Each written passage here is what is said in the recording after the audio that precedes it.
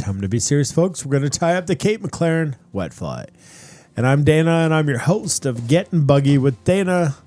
And on this segment, we're going to go all over the Kate McLaren Wet Fly. What is it? Why would you fish it? How to fish it? And most likely, when would you fish it? So that's the Kate McLaren Wet Fly, and it looks a little something like this. It's going to be tricky to tie, but it's definitely not tricky to fish because there's lots of different ways that you can fish it. But let's get into that. So the Kate McLaren Wet Fly. Oh, it's the laughing and stuff. So to mute these other guys. It was developed in the 1930s by a Scottish. So that's why we're drinking this with that, right? It kind of pairs nicely, but it's a Scottish fly tyer named William Robertson, and it's named after Kate McLaren, the wife of a prominent angler who inspired its creation. It's designed for wild brown trout fishing in the lochs of Scotland, and the fly quickly gained popularity for its effectiveness and its adaptability, which is why it's easy to fish. Did you know that despite being nearly a century old, the Kate McLaren is still widely used worldwide, and this is a testament to its timeless design. So when you tie it, don't have to make it look pretty, folks, because this fly is going to be swinging in the water, and the hackle and the movement and such like that is what's going to make this fly impeccable. So a little entomology of the Kate McLaren, depending on what you think the Kate McLaren is. So it mimics a variety of prey, including emerging insects, small bait fish, and drowned terrestrials.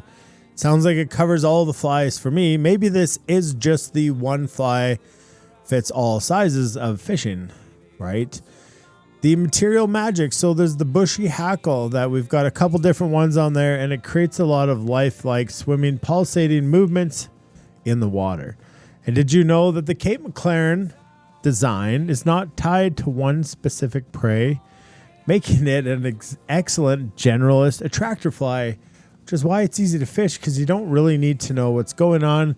You just got to tie it on and give it a swing through a pool and see what happens. Why it works, just like we talked about, it combines the movement, the silhouette, and a natural sheen to attract fish.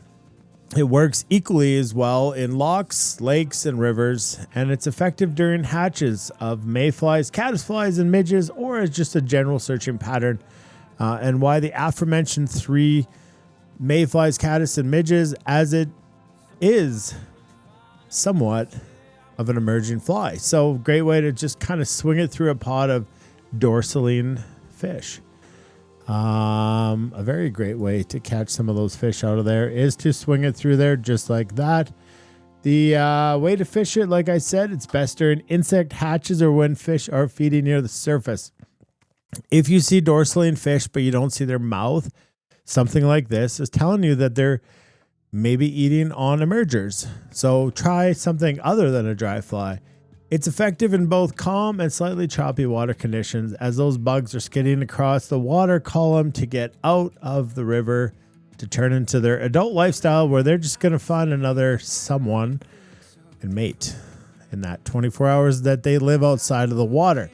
So you could fish it as a part of a team of wet flies on a cast. You can retrieve it slowly. You can use figure eight motions, especially if you're in a lake, and whatever you want to do to emerge, to imitate that emerging insect. You can use a floating, this is the pro tip, or an intermediate line to control the depth based on the water conditions, meaning lakes, you might want to fish a little bit deeper. Heavier rivers, you get it on like a sink tip or something, and it gets just down in the water column a little better than if you were to use a floating line. So instead of having weight, your fly line is the weight that gets this fly down.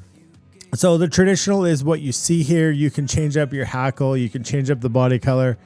Whatever you want to do, and more so because of the application that you're using this fly in.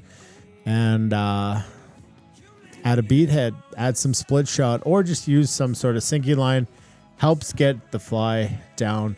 Be creative with a fly like this, as it is an attractor pattern, and it's a searching pattern. So it's not exactly like the bugs you think it is. It's just something to stimulate a response of fish. Scotland originally designed for loch fishing targeting wild brown trout. The UK and Ireland widely used for trout and salmon in still waters and rivers. And in North America, it's gaining popularity for trout in mountain streams, lakes, and tailwaters.